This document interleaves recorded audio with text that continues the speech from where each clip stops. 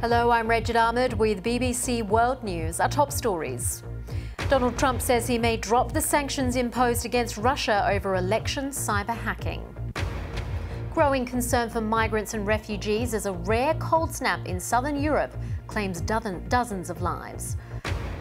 Found alive after 18 years, the baby who went missing from a hospital ward, the woman who took her is charged with kidnap. And we also look ahead to the Africa Cup of Nations, which kicks off in Gabon in a few hours from now.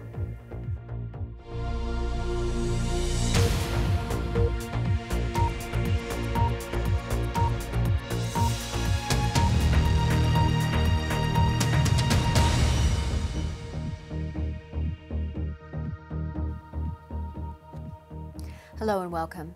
Donald Trump has suggested he would be open to lifting sanctions on Russia, but only if Moscow proves useful. The sanctions were imposed by President Obama for alleged cyber attacks in the run-up to November's election. In an interview with the Wall Street Journal, Mr. Trump indicated he would keep sanctions to begin with, but would try for a new relationship with Russia. Katrina Renton reports. Aid agencies say they have grave concerns for thousands of migrants living in makeshift camps across Europe during freezing conditions. At least 5 migrants have died of exposure in recent days. 15,000 people are living in tents on the Greek islands, including Lesbos and Samos. Aid agencies warn they are at risk of freezing to death. There are also concerns for those in the Balkan countries. In the Serbian capital Belgrade, migrants are using abandoned buildings to shelter from heavy snow. Simon Jones reports. And in other news, Turkey and Russia have decided to invite the United States to Syria peace talks due to be held this month in the Kazakh capital, Astana. But the Turkish foreign minister said Turkey remained opposed to the inclusion of the Syrian Kurdish militant group YPG. A major summit of African heads of state has begun in Mali, with the talks being dominated by the political crisis in the Gambia. The Gambian president-elect Adama Barrow is attending the summit, which opened a day after West African leaders failed to persuade the country's long-time ruler, Yahya Jammeh, to step down.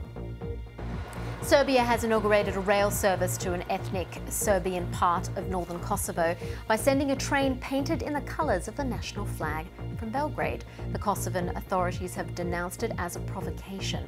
The slogan "Kosovo is Serbian" has been painted in 20 different languages on the outside of the train. And Poland has officially welcomed 3,500 US troops as part of a NATO military build-up on the bloc's eastern front. The troops are part of President Obama's response to concerns in NATO over Russian aggression. It's the biggest US troop deployment to Europe in decades, and Russia has criticised the continuous action as a threat to Russian security. A teenager who was stolen as a newborn baby from a hospital in Florida 18 years ago has been found in South Carolina. Camilla Mobley was discovered after a tip-off, and DNA tests confirmed her real identity. The woman who raised her has been charged with kidnapping. Richard Galpin reports. Now, the man who helped to simplify Chinese has died at the age of 111. Zhou Yuguang was considered the father of Pinyin, a system which turned Chinese characters into words based on the Roman alphabet.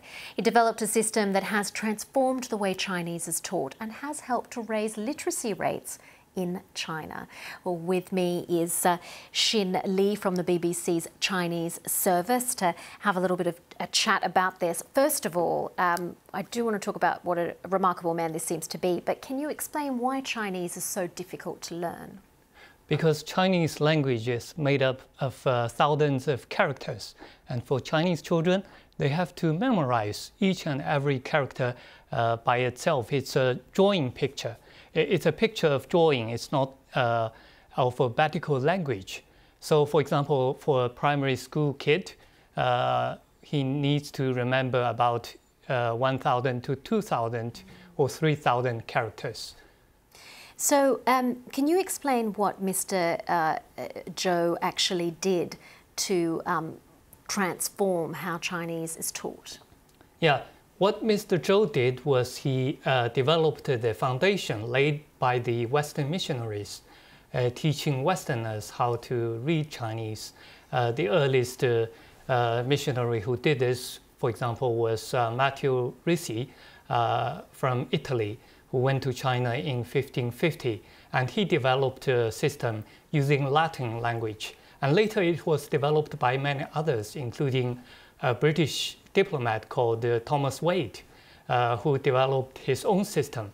But then, even then, the Chinese characters, are so different, and the dialects are very different from each area, and that's the shortcoming of the Wade system. So Mr. Zhou developed that system after 1950s and made it into a much easier one. So the system that he developed that is useful today is where they represent Chinese characters in Roman characters, and then the characters that English is seen in, basically. Basically, he has revolutionized the Chinese dictionary, making each character not only recognizable, but you can pronounce it when you check into the dictionary. And that helps a lot of learners. And because the volume of the Chinese characters, basically it's about 3,000 to 5,000. However, the total volume is about 90,000 characters in total. So even many PhDs today, they often meet, unrecognized characters that they don't know how to pronounce or write. They have to rely on the pinyin system to solve that problem. Xin Li from the BBC's Chinese service, thank you very much for that.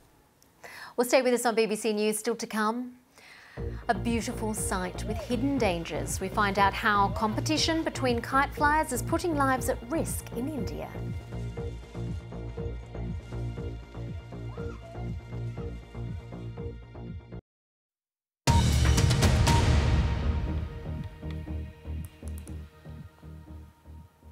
This is BBC World News. I'm Regid Ahmed. The latest headlines. Donald Trump says he'll consider lifting Russia's sanctions if the Kremlin helps America battle extremism. And calls for greater efforts to help freezing migrants and refugees as a bitter cold snap continues in parts of Europe. Well, let's get more on the allegations of Russian hacking in the United States. With me is Thomas Ridd, a cyber security expert at King's College London. Thank you very much for joining us. Now, first of all, there's a lot been said about this so-called dossier that was released by a former MI6 agent here in London, and an unredacted version was published by BuzzFeed. Do we know how Russia has been reacting to this particular dossier, because it was said to use sources that have come out of Russia? Yes, so first of all, the dossier contains a number of allegations and it uses different sources, which is really important. So the sexual allegations we should, for the moment, just dismiss because the sourcing there isn't very good.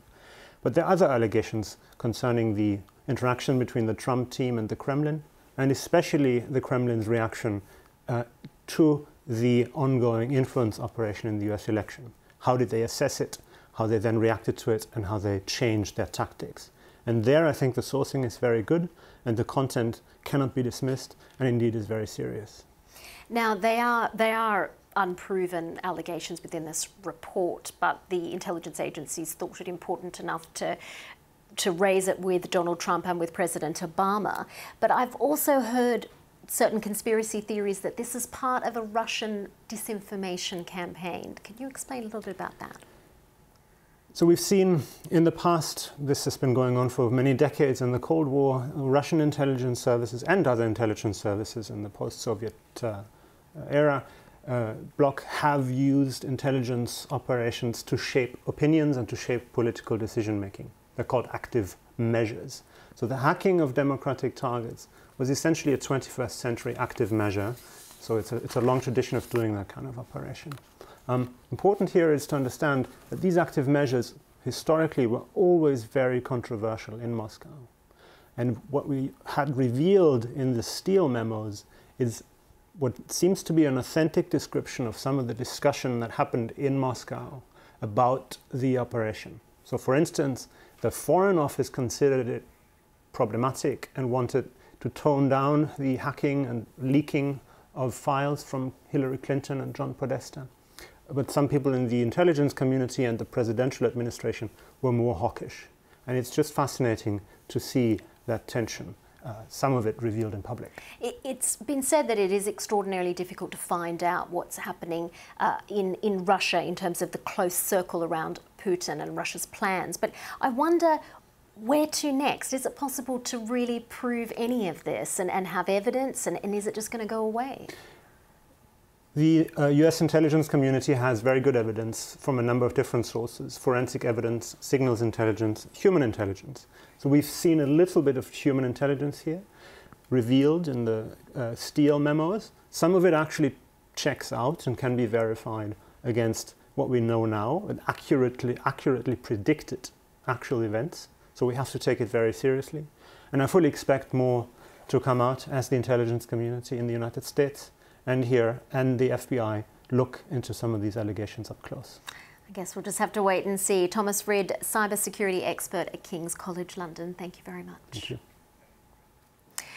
Well, on Sunday, a major summit will be held in Paris for what's being seen as one of the last chances to save the so-called two-state solution for the Israeli-Palestinian conflict. That's long been the goal of international peace efforts, but neither Israel nor the Palestinians will be represented at the conference. Our Middle East correspondent Yolande reports from Jerusalem. Well, this weekend, the skies above India will be filled with kites as the country celebrates one of the harvest festivals. Kite flying is often part of major religious festivals, but as Sanjoy Majumdar reports, the country's passion for kites also has a tragic side. And now let's go to Azzy Fani with all the sport. Thank you very much, Reg. And that, Reg, is all of your sport. Thanks. Azzy Fani, thank you very much. Now, I'll be back with the headlines shortly, but you can catch me on Twitter. I'm at Reg Ahmed. Much more on the website as well, bbc.com/news. We'll see you very soon.